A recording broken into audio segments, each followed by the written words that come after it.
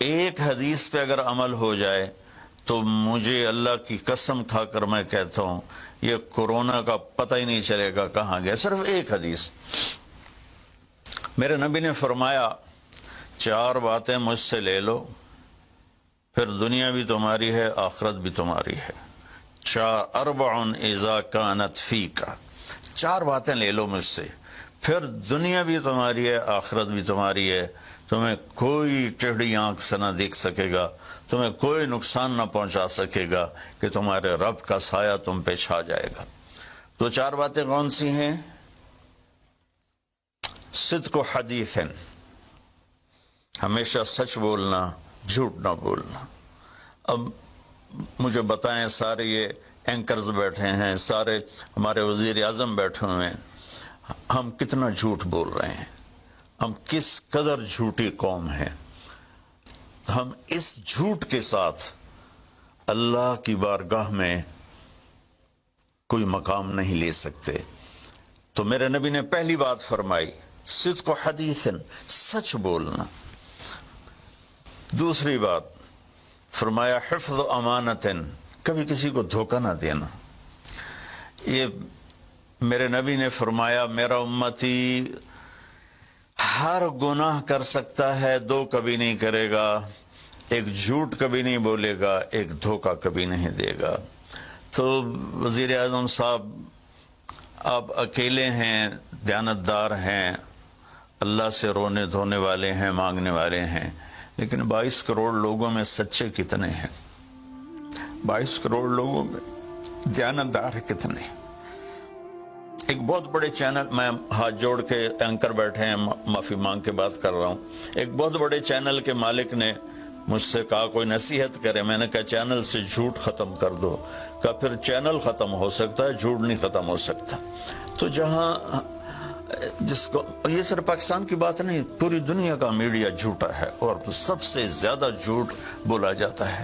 اور میرے رب کو, میرے نبی کو جھوٹ سے نفرت ہے. میرے نبی نے فرمایا پیاز کھا کے مسجد میں مت آؤ کہ فرشتوں کو تکلیف ہوتی ہے, بو ہوتی ہے. لیکن میرے نبی نے فرمایا جب کوئی مرد عورت جھوٹ بولتا ہے تو فرشتے اس کے منہ کی بدبو سے 3 میل دور بھاگ جاتے. تو جھوٹ اور خیانت کے ساتھ ہم کسی آفت کا مقابلہ نہیں کر سکتے. آپ نے فرمایا صدق و حدیث, حفظ و امانت, سچ بولنا چاہے جان چلی جائے, اور دھوکہ نہ دینا. مسلمان کسی کو دھوکہ نہیں دیتا ہے. تیسرا فرمایا حسن و خلیقت, اپنے اخلاق اچھے کرنا, اور اخلاق کا سب سے اونچا مقام حیا ہے. اب میں کیسے بات کروں؟ میرے دیش میں حیا کو کس نے تار تار کیا؟ میرے دیش کی بیٹیوں کو کون نچا رہا ہے؟ ان کے کپڑے لباس مختصر کون کروا رہا ہے؟ یہ کس کے گردن میں یہ گناہ ڈالوں؟ میں مجرم ہوں, میں نے اپنی قوم کو نہیں سمجھایا, میں اللہ سے معافی مانگتا ہوں. لیکن جب مسلمان کی بیٹی بے حیائی کی طرف چل پڑے اور نوجوان بے حیائی کی طرف چل پڑے تو اللہ کی رحمت. سب سے زیادہ عذاب قوم لوط پر آیا کہ وہ بے حیائی میں ساری باؤنڈریز کراس کر گئے تھے, تو اللہ تعالیٰ نے ان پر 5 عذاب بھیجے. 5, کسی قوم پہ 5 عذاب نہیں آئے, ایک ہی عذاب آتا تھا, ان پر 5 عذاب آئے.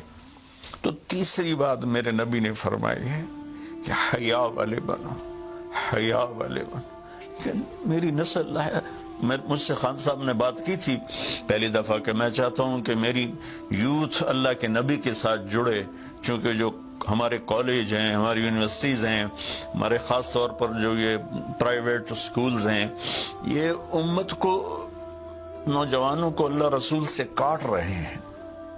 تو اللہ تعالیٰ یہ پہلا شخص ہے جس کے لیے میرے دل سے دعا نکلی جب اس نے کہا کہ میں نے آپ کو اس لیے بلایا ہے کہ میری قوم اپنے نبی کے ساتھ کیسے جڑ جائے.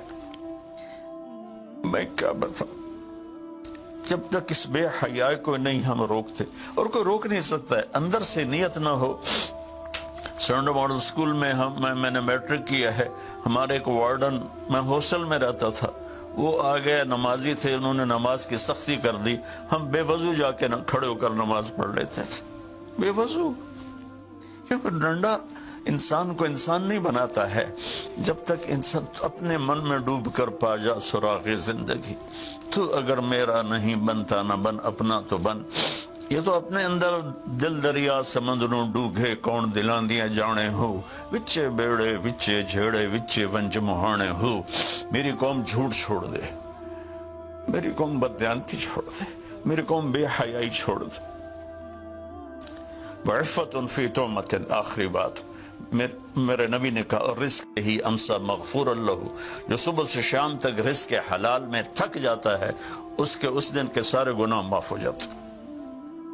تو میں وزیر اعظم صاحب سے اپیل کروں گا کہ پوری قوم سے جیسے ڈونیشن مانگا ہے ایسی پوری قوم سے چلے۔ میں آپ کی طرف سے اپیل کرتا ہوں کہ کل یا آج رات رمضان کی آئے گی، ساری قوم 2 نفل پڑھے اپنے اپنے گھروں میں، اور ایک تسبیح لا الہ الا انت سبحانک انی کنت من الظالمین، جس کو یاد ہے پڑھ لے، جس کو نہیں یاد ہو استغفر اللہ کی ایک تسبیح پڑھ لے، اور پھر سب اللہ کے سامنے ہاتھ جوڑ کے معافی مانگے۔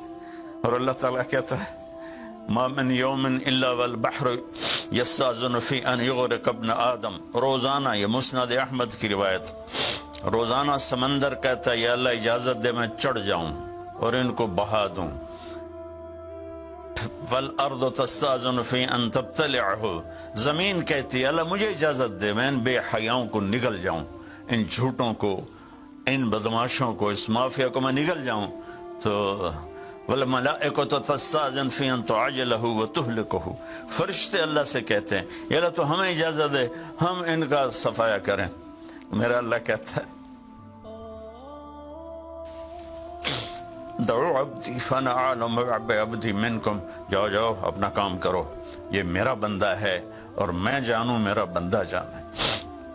ان کان عبدکم فشانکم بہی، تمہارا بندہ ہے تو مار دو، ان کان عبدی فمنی ولی عبد، اگر میرا ہے تو میں انتظار کروں گا، میں انتظار کروں گا۔ پچھلی قوموں میں ایک طوائف نے کتے کو پانی پلایا تو اللہ نے اس کی بخشش کر دی، معاف، ہم تو مائل بکرم ہیں، کوئی سائل ہی نہیں، کوئی مانگنے والا تو ہو۔ ان 4 چیزوں نے ہماری ہر چیز بکھیر دی، توڑ دی۔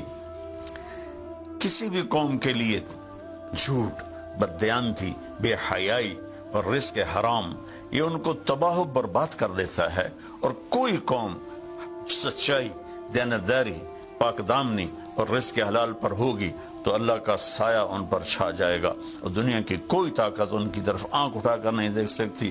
ہم تو اجڑے چمن کے مالی ہیں، عمران خان کو اجڑا چمن ملا ہے، کہاں تک آباد کر سکے گا، اللہ اس کی مدد کرے۔ چمن کے تخت پر جس دم شہ گل کا تجمل تھا، ہزاروں بلبلیں تھی باغ میں، ایک شور تھا، غل تھا، کھلی جب آنکھ نرگسی نہ تھا جز خار کچھ باقی، بتاتا باغ مارو رو، یہاں غنچہ یہاں گل تھا، یہاں غنچہ یہاں گل تھا۔ ابھی عمران صاحب نے یرموک کی اور قادسیہ کی بات کی، کتنے تھے؟ 30,000 تھے خالد ابن ولید کے کمانڈ میں، اور سامنے باہان جو تھا وہ 3 لاکھ کا لشکر لے کر آیا ہوا تھا، اور قادسیہ کے میدان میں بھی 30,000 صحابہ تھے، اور ادھر سے جو رستم تھا وہ 3 لاکھ کا لشکر لے کر آیا ہوا تھا، ان کے ساتھ اللہ تھا۔ ہم اللہ کو ساتھ لیں، سارے اسباب اختیار کریں۔ مالداروں سے کہتا ہوں، میں نے اپنا کلپ الگ ریکارڈ کرایا کہ اس سال ساری زکوٰۃ ان غریبوں میں تقسیم کریں۔ آپ تک تو ہر آدمی نہیں پہنچ سکے گا، اپنے اپنے علاقے میں جو مالدار لوگ ہیں وہ اپنی زکوٰۃ غریبوں میں ان میں تقسیم کریں، ان کے گھر جا کر دیں۔ کسی ایک کی دعا لگ گئی نا تو 7 نسلیں ہماری آباد ہو جائیں گی۔ تو بس میں معافی چاہتا ہوں، آپ نے مجھے کافی دیر بٹھایا تو میں نے بھی تھوڑا سا آپ کا ٹائم لے لیا، تو آپ درود شریف پڑھیں۔